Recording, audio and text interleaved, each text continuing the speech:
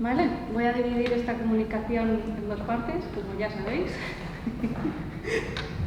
En primer lugar, presentaré este proyecto, para lo cual introduciré las jornadas y a continuación hablaré sobre la importancia de observar y producir imágenes u obras a través de herramientas de análisis reflexivas.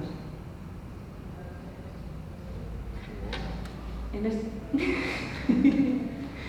este proyecto convergen varios intereses. Por un lado, la necesidad de reflexionar acerca de la imagen, para lo cual recurrimos al feminismo en busca de herramientas de análisis, y por otro lado, el interés por los monstruos, su génesis, transformación y eventual devenir. Así, cuando comencé a darle forma al taller, pensé que debía darle un formato que tuviese una parte teórica, formativa y otra práctica, en la que pudiésemos divertirnos a la vez que desarrollar los contenidos de la parte precedente. Consideré que esta era una buena forma de poner en valor la necesidad de reflexionar en torno al arte y por extensión a la imagen. Este proyecto surge en época de pandemia, durante la cual hemos tenido que habituarnos a muchos cambios. Los periodos de crisis son, además, propensos a convertirse en caldo de cultivo para miedos, enfrentamientos o noticias falsas, para la aparición de chivos expiatorios, sombras o monstruos. Pero es, asimismo, un clima favorable para una eventual voluntad de rebelión. Teniendo en cuenta el momento en el que nos encontramos, me pareció la oportunidad idónea para proponer un trabajo en torno a lo monstruoso, considerándolo desde una perspectiva crítica. En cierto sentido, podemos decir que este proyecto surge a raíz de un interés por ese tipo de seres que escapan a lo normativo. Son figuras que me llaman la atención tanto por su configuración formal como por aquello que son susceptibles de sugerir.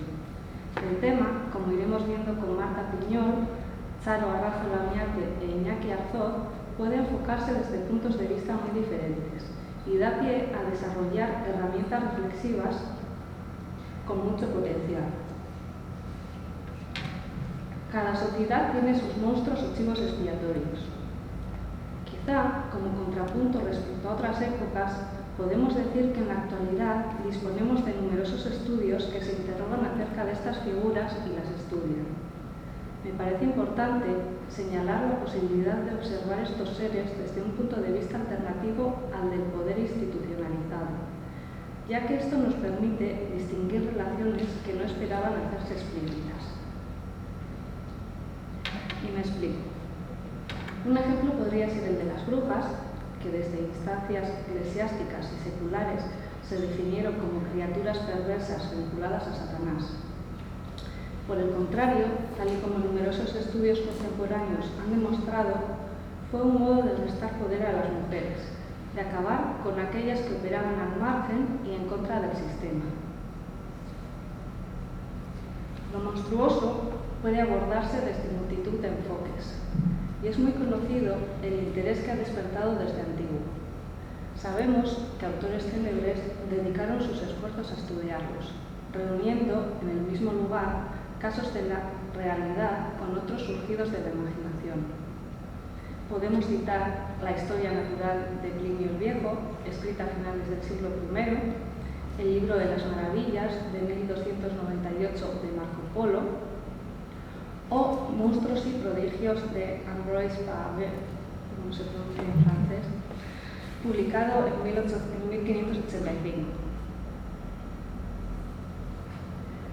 Estos seres fantásticos podemos hallarlos en la mitología, pero también en los códices, en algunas pinturas y esculturas, en las cuales observaremos híbridos, figuras extrañas como seres sin cabeza o con cabeza de perro, mujeres con cuerpo de pez o cabellera de serpientes.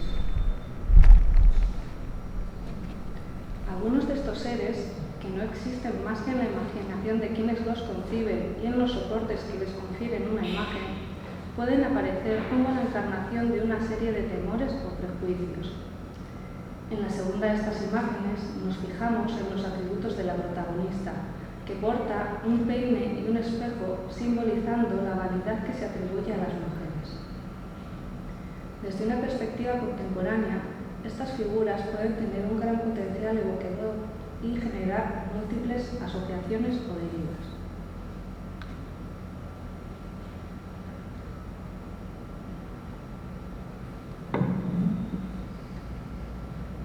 Esto también es cierto para aquellos grupos humanos definidos como salvajes o extranjeros.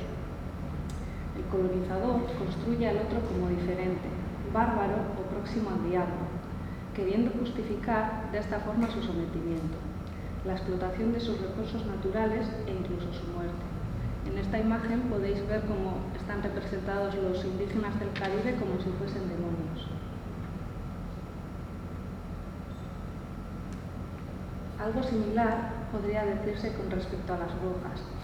Su relativa independencia del sistema androcéntrico patriarcal, así como la posesión y manejo de una serie de saberes y haceres propios, incomodaron a los poderes institucionalizados hasta el punto de idearlas como seguidoras de Satanás y, en consecuencia, condenarlas al exterminio.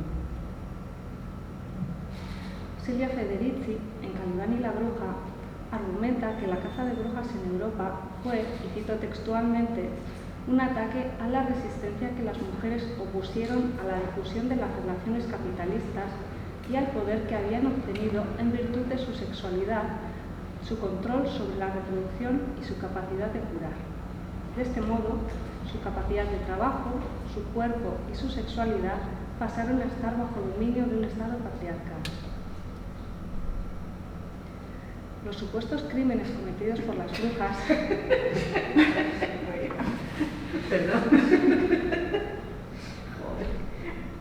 ¿Dónde has sacado esto? ¿Dónde has sacado esto? Viene lo mejor. Espera.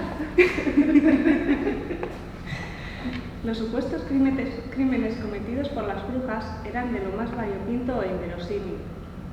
Según los autores del Malleus Maleficarum, una bruja podía robarle a un varón su pene, los cuales almacenaban en cantidades considerables en árboles, tal y como podemos ver en estas imágenes. Esta es una monja que cultiva penes, según la lista.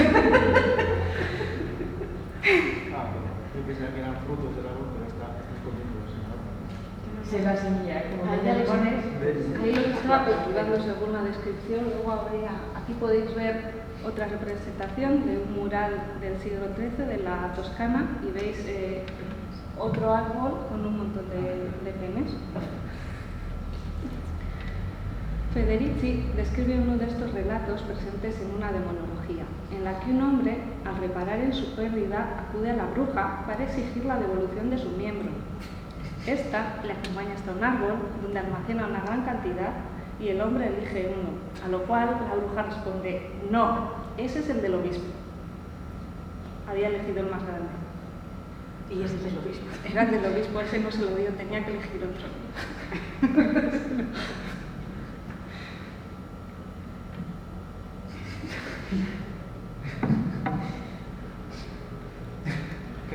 La autora señala que todo ello caló hondo en el imaginario social, incidiendo en la separación entre hombres y mujeres, en la caracterización negativa de estas últimas. Indica que no existen registros documentados de hombres que se organizasen para ayudar a aquellas mujeres que iban a ser asesinadas, salvo una excepción, que vamos a comentar dada la proximidad geográfica. Marc Kurlansky apunta que el inquisidor Pierre Lancret ordenó en San Juan de Luz quemar a unas 600 brujas, a unas 600 mujeres condenadas por brujería. Cuando sus familiares, pescadores que estaban dedicados a la pesca del bacalao, oyeron lo que estaba sucediendo, volvieron para liberar a las acusadas y dicha resistencia acabó en aquella ocasión con los juicios a las supuestas brujas. Este proceder respecto a las brujas o los extranjeros puede hacerse extensible a las mujeres como colectivo. En diferentes épocas y lugares, estas han vivido en posiciones subalternas, posibilitando que sus homólogos varones mantuviesen esos privilegios que les vendrían dados en razón de su sexo. Al construir al otro como inferior, es un mecanismo utilizado para tratar de invisibilizar la sinrazón del propio privilegio. Por otro lado, los monstruos pueden hacer referencia a personas cuyas anatomías no encajan en los tipos considerados normales, que han sido designadas o clasificadas al margen de la norma y siendo su consideración cambiante a lo largo de los siglos. El catálogo de monstruos que han ido surgiendo a lo largo de la historia es enorme y difícilmente abarcable. Consideré que volver la vista hacia los códices medievales era un buen punto de partida y un lugar de inspiración. Marta Piñol nos introducirá en la iconografía de los monstruos, haciendo hincapié en su dimensión visual a lo largo de diferentes periodos históricos, desde los bestiarios medievales, pasando por los catálogos teratológicos de anomalías, hasta llegar a nuestros días. Por otro lado, considerando que la ciencia ficción puede ser una herramienta de reflexión para abordar cuestiones que están por venir o que han sucedido, me pareció que podía ser un recurso interesante a la hora de imaginar nuevos seres fantásticos. Recordamos que en más de una ocasión diversos autores han vaticinado con éxito futuros distópicos, los cuales incluyen la manipulación de la información, la represión de la sociedad o la vigilancia masiva. Me pareció que podía ser un campo de inspiración para contar otras historias e imaginar otros seres anómalos. En este discurrir, Iñaki Arzoz pondrá en cuestión el proyecto crítico de la ciencia ficción, concretamente, y en sus propias palabras, el de la distopía como una nueva utopía conformista del capitalismo colapsista, planteando posibilidades alternativas. En su ponencia transitará, tal y como señala el propio autor, por la nueva imaginería de lo monstruoso contemporáneo, mostrando un panorama de resistencia antinormativa y de clase que revisa el panteón teratológico moderno y reincorpora otras figuras como la bruja. Por último, consideré necesario introducir una perspectiva feminista crítica, con el objetivo de poner en cuestión las dinámicas de poder hegemónicas que subyacen a muchas de las representaciones visuales. Recordamos la existencia de una notable cantidad de monstruos asociados a lo femenino, encarnando una serie de atribuciones peyorativas que reflejarían ciertos caracteres asignados a las mujeres. Lo femenino, ideado como ese constructo que incluye saberes, formas de ser, gustos, maneras de comportarse o incluso características existenciales, se ha venido atribuyendo a las mujeres en supuesta conjunción con su marca sexual. A través de este mecanismo de diferenciación binaria se han justificado la dominación y la opresión, y en este discurrir las mujeres han sido ideadas como lo otro denostado. Con Charo Arrazola Oñate revisaremos qué es la otredad y sus múltiples variantes, apoyándonos en obras de arte y artistas, analizando por qué lo monstruoso es considerado monstruoso y cómo normalizamos determinadas cosas. Antes de artistas feministas como Sneyman, Chicago y Orlan, los cuerpos de las mujeres en el arte eran mudos y funcionaban casi exclusivamente como un espejo del deseo masculino. Hoy, muchas de estas artistas siguen representando lo contracultural. Tal y como acabamos de señalar, lo monstruoso es susceptible de ser abordado desde diferentes vías. Desde una perspectiva contemporánea, podemos ver los monstruos como elementos significantes. Yo al menos trato de utilizarlos en este sentido. No tienen un único significado, sino que podemos interpretarlos de maneras diferentes, de forma abierta.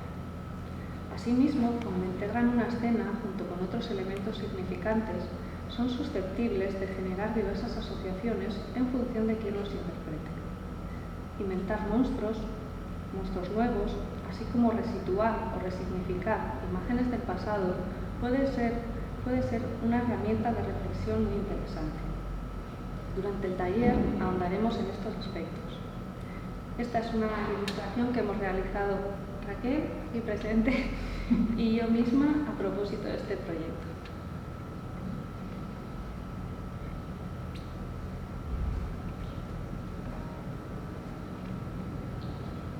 Vale. Y ahora vamos a comenzar con la segunda parte de esta intervención, la cual es el resultado del trabajo de investigación de mi tesis, donde analizo cómo se representan las mujeres desnudas o en actitudes sexuales en la pintura contemporánea. El material visual que voy a mostrar es parte de esta investigación, aunque para esta ocasión, y teniendo en consideración los temas propuestos, he seleccionado representaciones en las que las protagonistas aparecen como seres al margen de lo cotidiano, con poderes sobrenaturales, junto con la muerte o monstruosas en cuanto a su configuración plástica.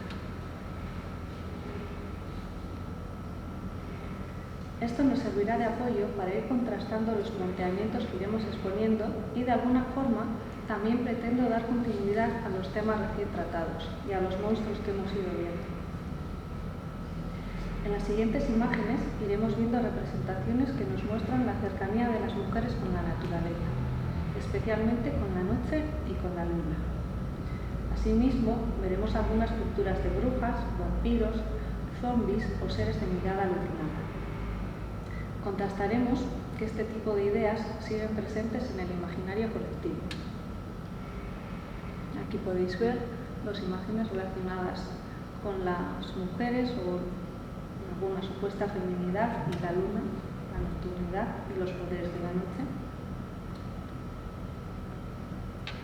El objetivo de esta segunda parte es entender la importancia de analizar de manera crítica los contenidos visuales de las imágenes, así como resaltar la necesidad de proponer otras visiones alternativas, otras formas de ver que ahonden en la agencia del sujeto protagonista.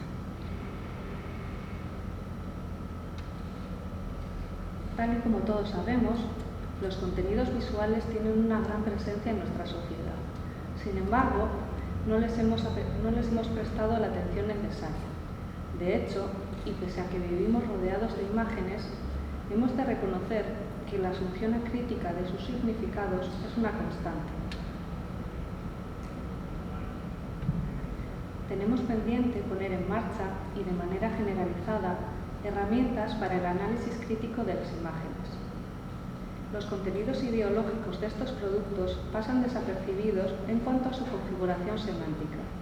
Es decir, los valores implícitos en dichas representaciones se asumen sin el ejercicio de la razón, configurando unos imaginarios compartidos que, con frecuencia, carecen de sentido reflexivo. De esta forma, las ideologías patriarcales, androcéntricas y heterosexistas son asumidas de forma colectiva en forma de prejuicios, obviando, por lo general, esa complicidad necesaria que exige su funcionar.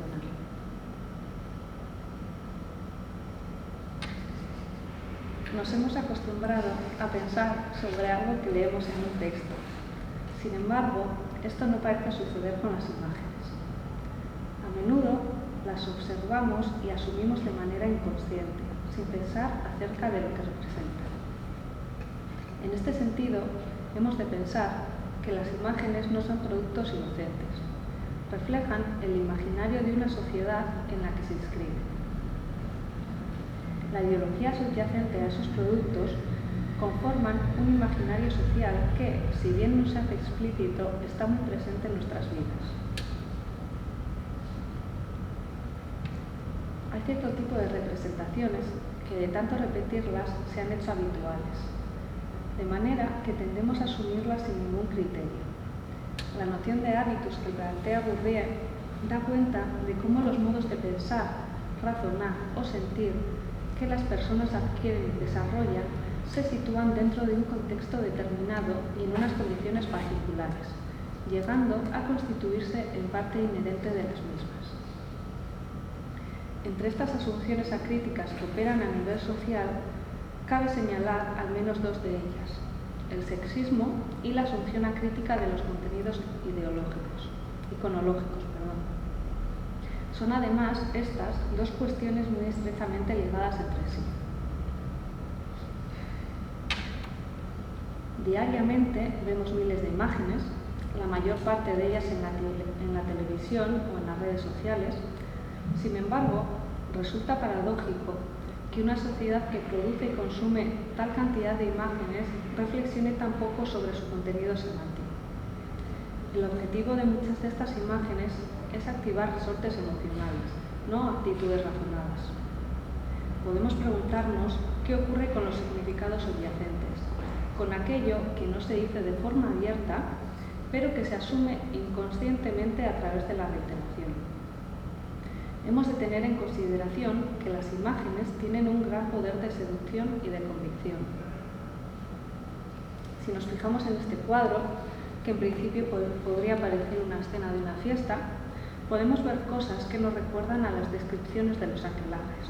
Vemos a mujeres desnudas, cuyos rostros parecen deformados, parecen estar ocupadas en algún tipo de actividad sexual, y una de ellas se levanta la falda dirigiendo su vulva a la hoguera.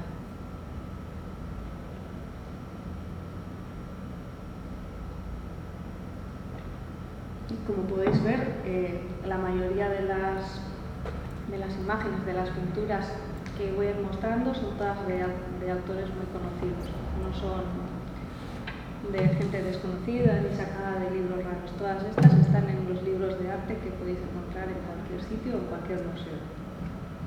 Todos hombres, casi todos. Bueno, os voy a enseñar más incluso también. Para comprender mejor este fenómeno, vamos a remitirnos de nuevo a Bourdieu, quien en las reglas del arte analiza el surgimiento de la idea de arte puro en relación a la autonomización del campo artístico en la Francia del siglo XIX. Voy a sintetizar mucho las ideas del autor, quedándome únicamente con aquello que es pertinente para esta comunicación. El campo del arte tiene la peculiaridad de dictaminar su reglamento interno con una independencia considerable respecto de imposiciones externas, lo que a su vez viene posibilitado por la consideración del artista y la obra de arte como entidades emancipadas. Bourdieu plantea que la autonomía del campo artístico es correlativa al planteamiento de la teoría estética del arte puro. Habitualmente se sitúan los orígenes de la estética europea en el siglo XVIII con autores como Baumgarten, Winkelmann o Lessing, que trataron de sentar unos criterios universales para, en palabras de Linda Neff, la clasificación, el juicio y la experiencia de la belleza, y especialmente de las obras de arte. Bourdieu sostiene que las diversas teorías que definen la idea de una estética pura son variaciones del análisis kantiano. Analiza cómo la elaboración desde la estética de un código específico hace posible que el campo emita sus propios juicios de valor sobre el objeto artístico. O dicho de otro modo, se elabora un discurso que permite mantener el control sobre su producción. Considera el campo artístico como un espacio de lucha entre productores por una posición dentro del mismo. Y al estar este poco institucionalizado, las posiciones de los agentes resultan inestables y las luchas por la legitimidad y la posición son frecuentes. Este enfrentamiento de intereses es a menudo silenciado, esgrimiendo una serie de valores que se pretenden universales, a saber, el valor de la propia obra o del artista. Por ejemplo, a propósito de la obra de Klein, hemos estudiado lo provocador o novedoso de su planteamiento, pero seguro que la mayoría de las veces hemos obviado el papel de esas mujeres pincel que dieron forma a sus antropometrías. Mujeres desnudas cuyo torso y muslos pintaba para estamparlo contra el soporte. El cuerpo ya no es solo modelo de referente, sino que se transforma en utillaje, además del espectáculo, como veremos ahora en las siguientes imágenes. Durante mucho tiempo ha estado presente esta concepción del arte cerrada a sus propios presupuestos. Ocurre con frecuencia, al menos desde las vanguardias artísticas del siglo XX, que en el terreno de la práctica artística se descuidan una serie de contenidos ideológicos. Se presta atención a otros aspectos como el material, la técnica, el concepto, la teoría o la historia específica del propio medio, pero se ignoran aspectos ideológicos referentes al sexo, la clase o la raza.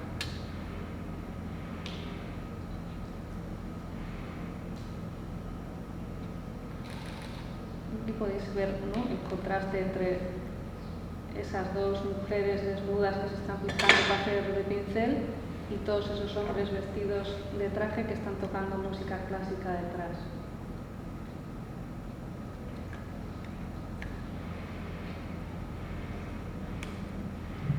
En lo que se refiere a mi propia experiencia, puedo decir que el tema de la diferencia sexual no atravesaba ningún currículo, ni en la escuela ni en el instituto.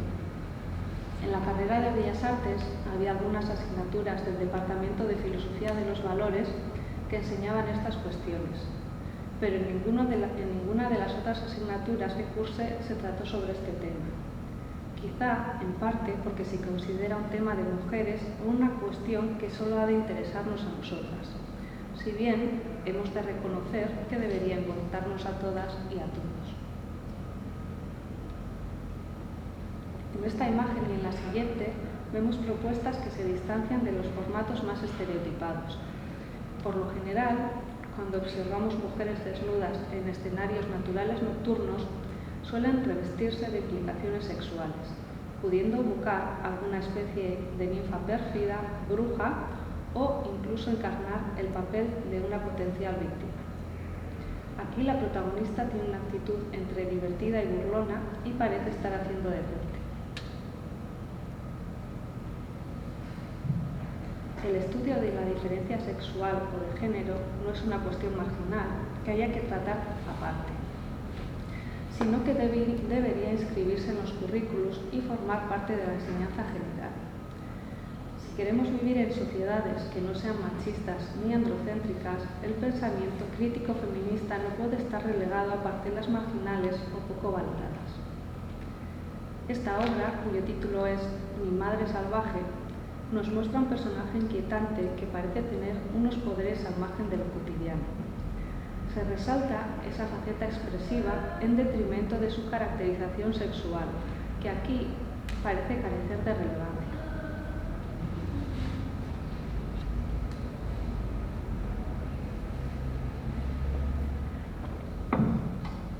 En esta obra y en las que siguen, iremos viendo diferentes personajes mujer asociados a la muerte. En algunas obras aparecen junto a calaveras, en otras las conforman o son directamente cadavéricas. En las siguientes se relacionan sexualmente con dicha figura y en las últimas observaremos planteamientos que revisan los tópicos. Cuando observamos representaciones de mujeres desnudas en escenarios urbanos nocturnos, es muy frecuente que se caractericen como mujeres fatales, destacando su vinculación con el sexo y la muerte. Así, la única acepción de mujer pública que algunos autores conciben o reflejan es la de la prostituta o la parca, personificación de la muerte. Retomando el hilo, considero que es necesario crear y promover herramientas de análisis crítico de la imagen, controlar y analizar conscientemente los elementos significantes que integran tanto el proceso de análisis como el de creación artística, tanto si se trata de obras que pertenecen a los circuitos artísticos como de imágenes de la cultura popular. Cabría pensar que esa forma idealista, que no desinteresada, de concebir el objeto artístico se ha mantenido vigente hasta nuestros días, haciéndose extensible a cualquier producto visual de los medios de comunicación masiva. Aquí podéis ver una imagen de Dalí en la que los cuerpos de dos mujeres o dos prostitutas conforman una calavera que mira a un soldado.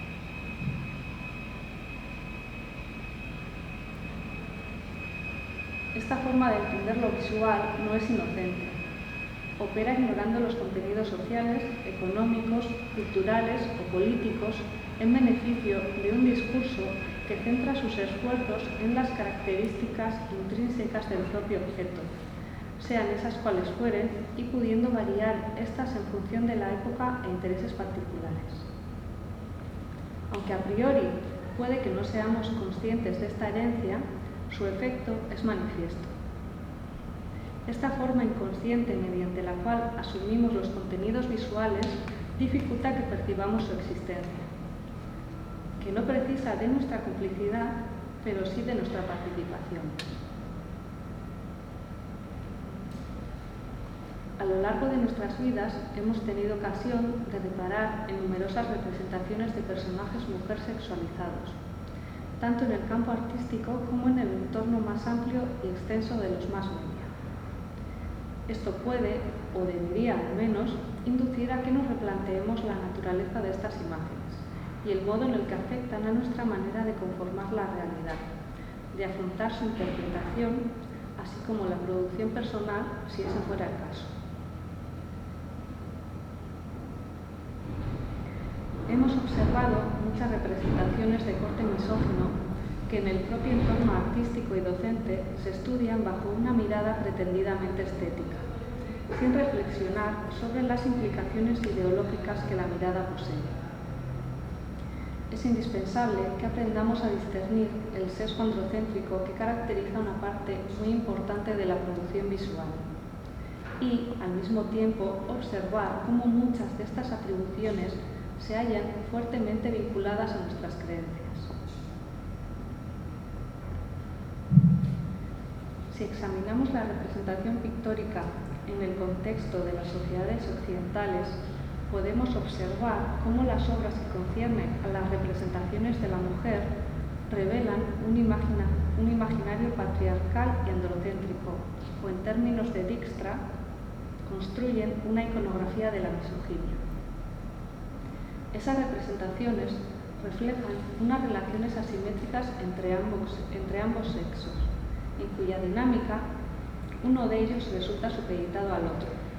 Más aún, es frecuente que el sujeto mujer sea reducido a objeto de variable sexual, contemplativa, decorativa, etc.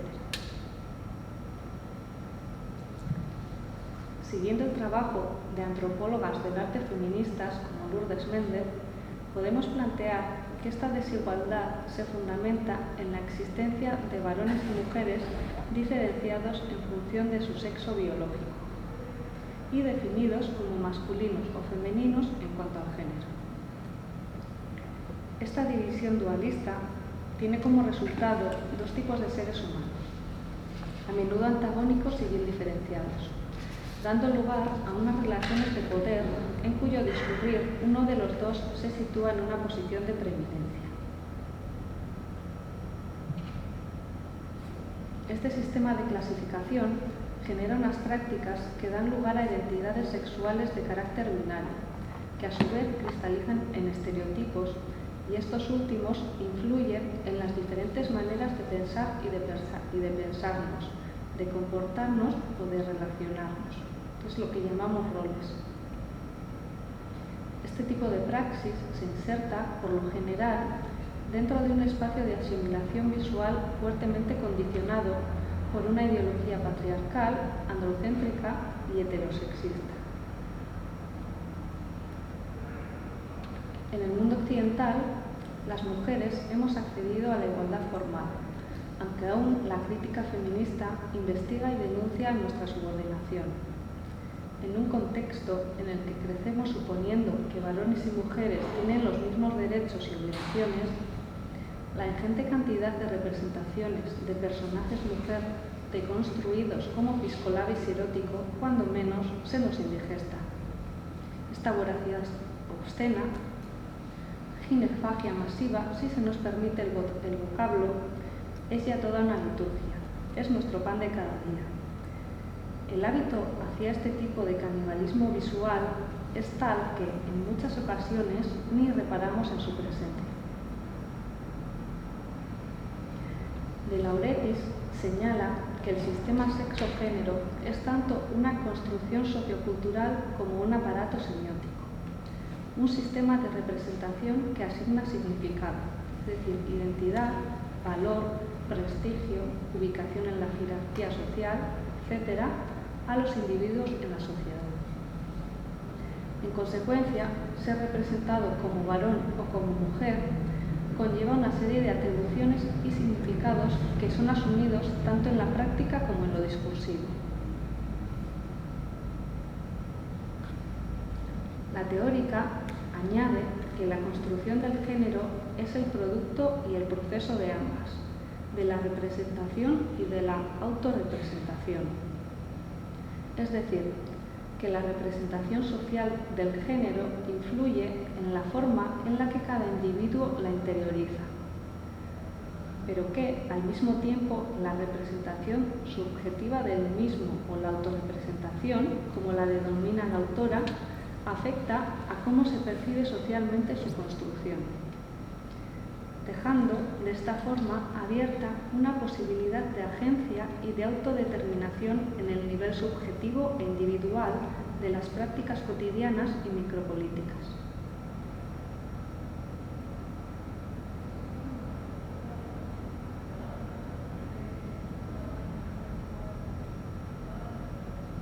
Bueno, estamos acostumbradas a ver representaciones en las que el encuentro entre la muerte y la doncella se reviste de una tensión sexual recíproca.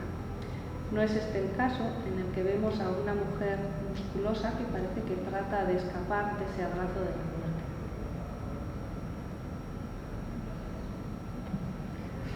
La obra de Eisenman también muestra un vínculo atípico. Paradójicamente, la figura de la muerte parece venir a consolar a esta mujer. Esta reunión, esta cena de pareja, cargada de resignación, parece una mofa de esas escenas morbosas que nos son tan conocidas. En las representaciones de la muerte y la doncella, a menudo vemos a una joven junto a un esqueleto. Sin embargo, Lasnik representa a una mujer de edad que cabría pensar es la propia artista en pleno baile. Tenía 80 años cuando pintó este cuadro. Creo que cabe señalar el humor con el que afronta la proximidad de la muerte, así como la valentía de representar a una mujer mayor desnuda. Recordamos que los cuerpos desnudos de mujeres mayores no han sido tradicionalmente objeto de representación, salvo de forma peyorativa o burlesca, como tampoco lo ha sido su sexualidad. Recordamos que de las brujas se decía que eran viejas, feas y lascivas. En esta obra queda patente la ironía con la que el tema es abordado. En el trabajo de esta artista podemos encontrar numerosas representaciones que subvierten las relaciones antagónicas de sexo-género. Esta otra, con muy pocos elementos, tiene un gran poder evocador. La muerte y la falocracia están unidas en una relación de reciprocidad, encarnándose de manera problemática.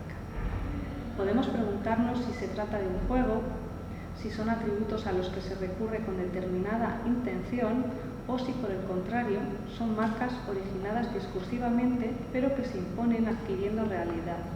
No son verdad, pero operan como si lo fueran. En definitiva, hemos de reparar en cómo los contenidos sexistas son ignorados, encubiertos con otro tipo de valores culturales, siendo esta forma de representar al sujeto un indicativo claro del tipo de atribuciones que socialmente se le asocian. Hay una relación de reciprocidad entre las representaciones visuales de mujeres y el imaginario social imperante.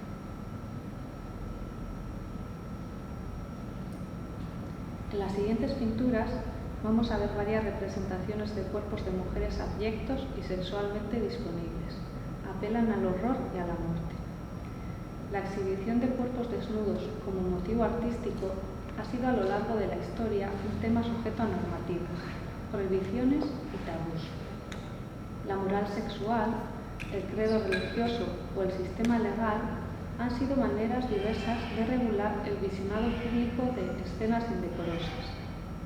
Aquello que el artista podía mostrar en sus obras ha estado hasta época reciente sometido a escrutinio. Y fijaros en el rostro de esta figura, veis que está cadavérico y desfigurado. Empezamos aquí con esta y iréis viendo como en las siguientes esto es algo que se va repitiendo.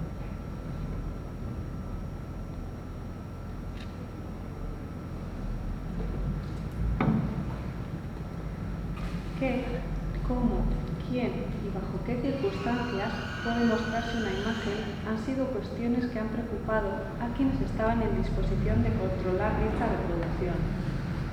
Recordamos, por ejemplo, el escándalo que causó en 1865 la Olimpia de Manet en el Salón de París o el origen del mundo de Courbet. Durante siglos, el desnudo de mujeres ha sido objeto de polémica. En ocasiones, su admisión ha pasado por la adopción de temas religiosos o mitológicos, de modo que es posible ver mujeres desnudas cuando la historia lo requiere, no por deseo o ardor, sino por exigencias temáticas. También es posible justificar la inclusión del desnudo de mujeres como símbolo de belleza. En cambio, otro tipo de representaciones se juzgaron no aptas para ser mostradas, obscenas, inapropiadas para el ojo público. Por el contrario, nuestra sociedad contemporánea parece más permisiva respecto a este tipo de consumo, así como también lo es el mercado del arte.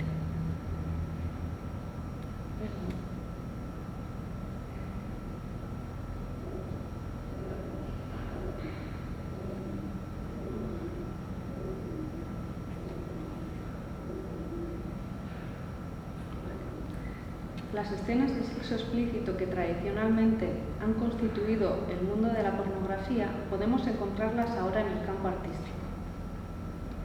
Asimismo, existe una ingente cantidad de imágenes de mujeres en actitudes sexualizadas que se difunden desde los medios de comunicación, produciendo una habituación a este tipo de representación. La familiaridad que esto produce favorece su consumo sin que asumamos de manera consciente los contenidos implícitos. En esta obra de Barceló vemos a una mujer cadavérica, cuyos enormes pechos han conseguido evitar la putrefacción de la muerte, que por el contrario sí ha roído los rasgos de su rostro. Con todo, aún encuentra energía para separar sus piernas en ofrenda a esa multitud de personajes de falo erecto que ordenadamente aguardan su turno. Creo que resulta inevitable retrotraernos a la imaginería masculina del porno.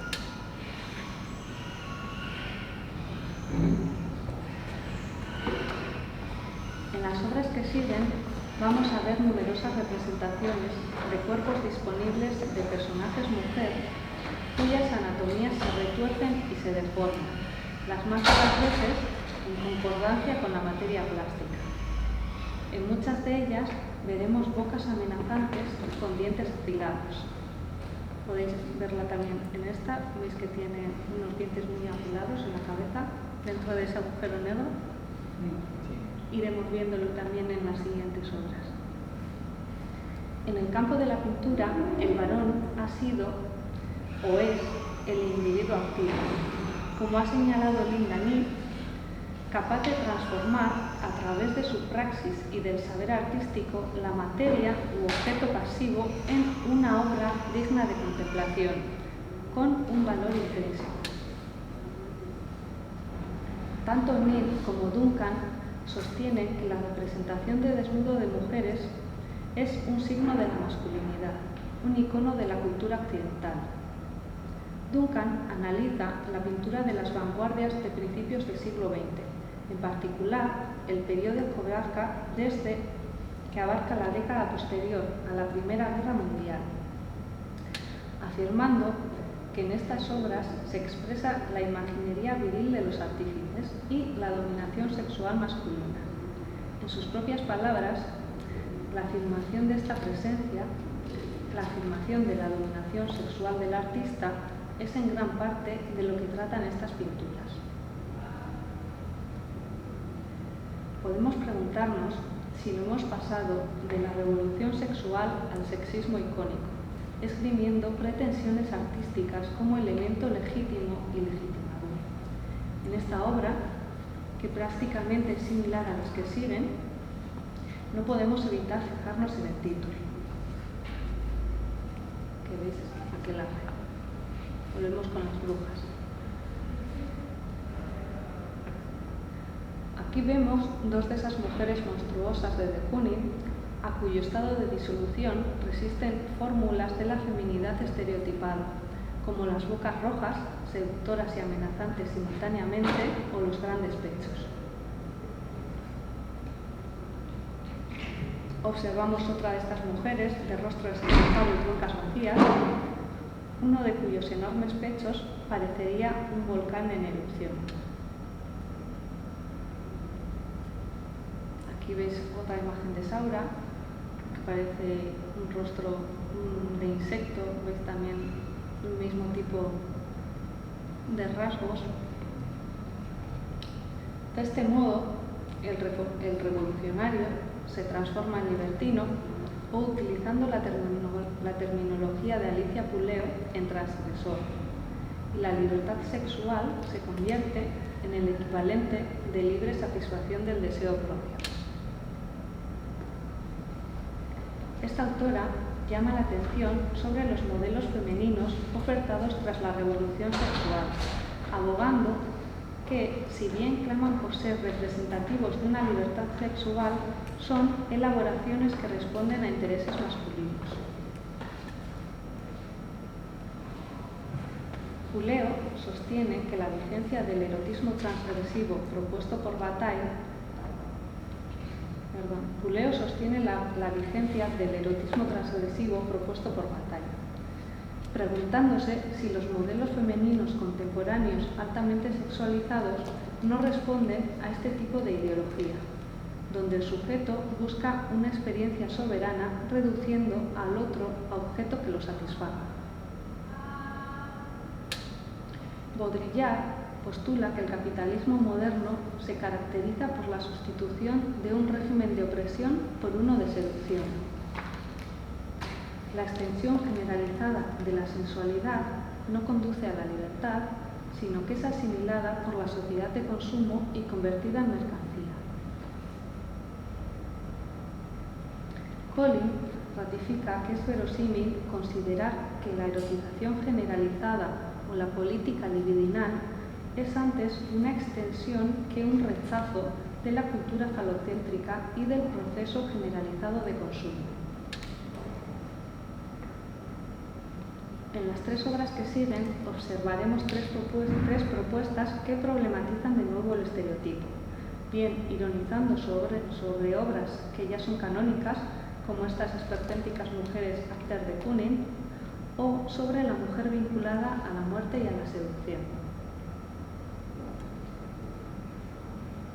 En esta obra advertimos una actitud paródica e irreverente que reúne elementos de desecho con otros que pueden funcionar como símbolos de lo femenino.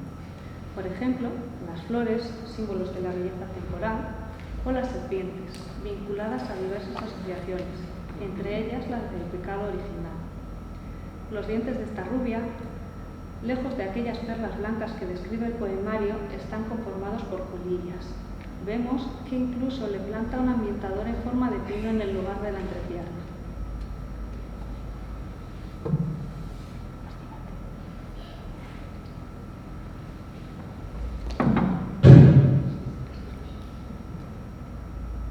Aquí tenéis otro monstruo de Mia Maquila.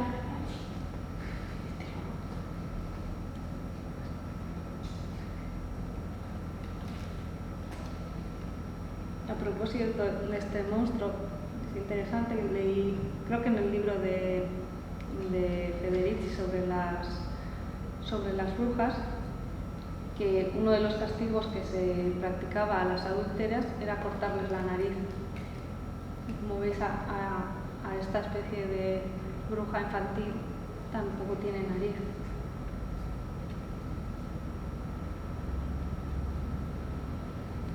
Para finalizar, y a modo de conclusiones, hemos de reparar en que el campo del arte y sus productos, y de manera más generalizada los de los medios de comunicación, son permeables a otras esferas de la sociedad. En mayor o menor grado se inscriben de forma orgánica en las vidas de las personas, produciendo y reproduciendo significado, lo que a su vez se traduce en formas de pensar y de actuar.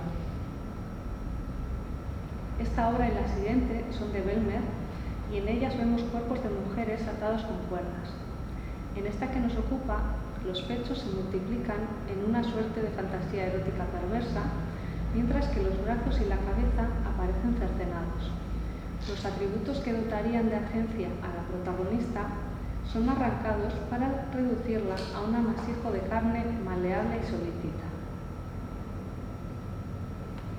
Con demasiada frecuencia, las expresiones culturales y, por extensión, los productos visuales han pretendido desvincularse de la historia social, política o económica. Los contenidos sexuales presentes en el arte, en ocasiones, se han teorizado como manifestaciones del espíritu, confiriendo cierta legitimidad a sus productos.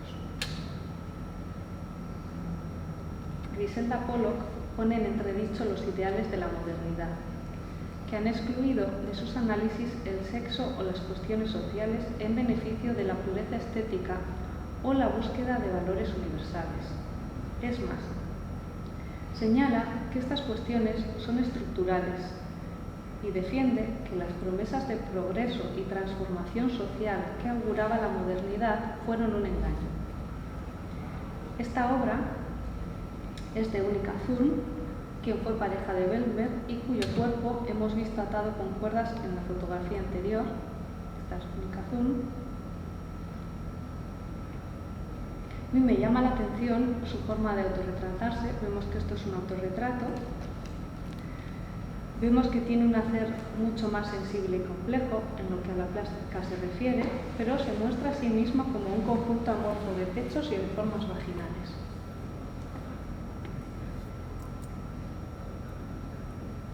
En estas últimas imágenes vamos a observar algunas obras que trabajan con el pelo o la barba, comenzando con esta mujer barbuda intimidada por objetos de afeitar. En referencia a los contenidos de las obras que no se hacen explícitos, resulta sugerente remitirnos a José Antonio Marina, quien hace hincapié en la importancia de la palabra como instrumento para analizar la realidad. Posibilita pensar sobre algo que si no se verbalizase sería susceptible de ser eludido.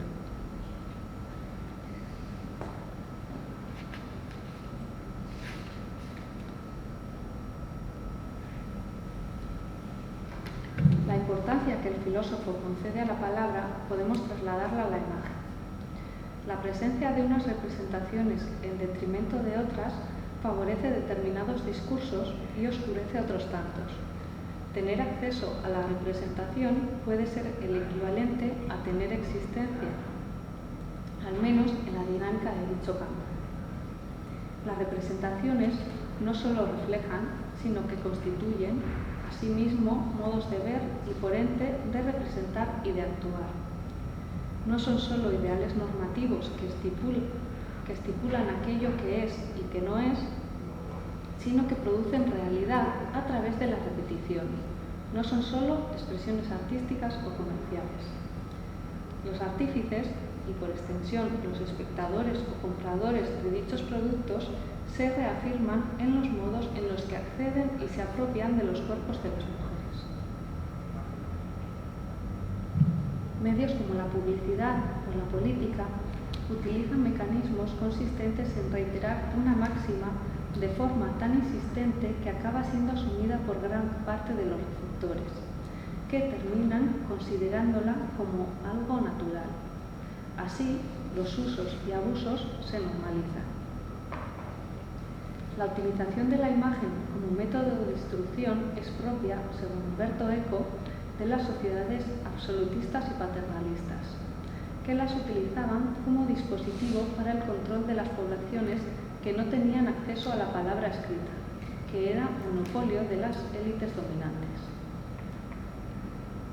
Sea como fuere, la proliferación actual de la imagen y su empleo como medio de seducción es innegable. Esta observación nos invita a reflexionar acerca de la multiplicidad de imágenes en nuestro contexto y la escasa consideración crítica que se les presta. No parece que podamos hablar de una instrucción orquestada por determinados agentes, instituciones o corporaciones, como si de un plan estratégico se tratase. pero sí que existe un adoctrinamiento compartido por todos los sectores de la sociedad.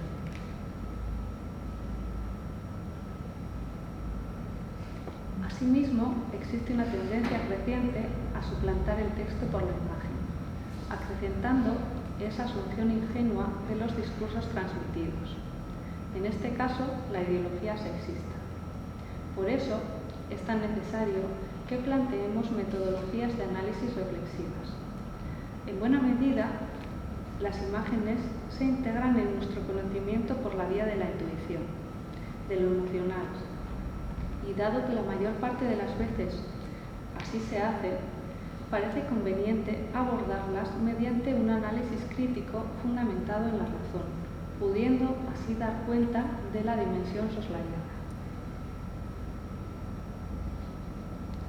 La cotidianeidad y la falta de reflexión con que son visualizadas refuerzan que el sesgo sexista que las caracterice pase desapercibido, produciendo cierto tipo de analgesia respecto de los contenidos. Creemos que una sociedad en la que la imagen tiene tanta importancia, en la que diariamente vemos miles de ellas, puede ser de gran utilidad contar con herramientas de tipo reflexivo, que pongan en cuestión esos valores que demasiado a menudo nos dejamos de interrogar. Herramientas de estudio que nos permitan abordar la imagen como algo más que una superficie coloreada, que hagan hincapié en analizar el significado de la representación en términos sociales, más aún cuando algunos autores ya hablan de analfabetismo visual. Nos parece que esta deriva entraña un gran peligro, especialmente cuando existen una gran cantidad de consumidores de imágenes que carecen de las competencias necesarias para abordar de forma crítica las imágenes que consumen a diario, incluso sin prestarles atención. En definitiva, reivindicamos la necesidad de reflexionar en torno a estas dinámicas que han terminado por estetizar o culturizar el sometimiento sexual y la desigualdad. Recordemos, con autoras como de Lauretis, que el poder no es algo que simplemente se imponga, sino que el sujeto tiene capacidad de agencia y por lo tanto de transformar y producir nuevas u otras subjetividades que, a su vez, son susceptibles de ser instauradas como otras posibilidades dentro del imaginario colectivo, produciendo otras historias.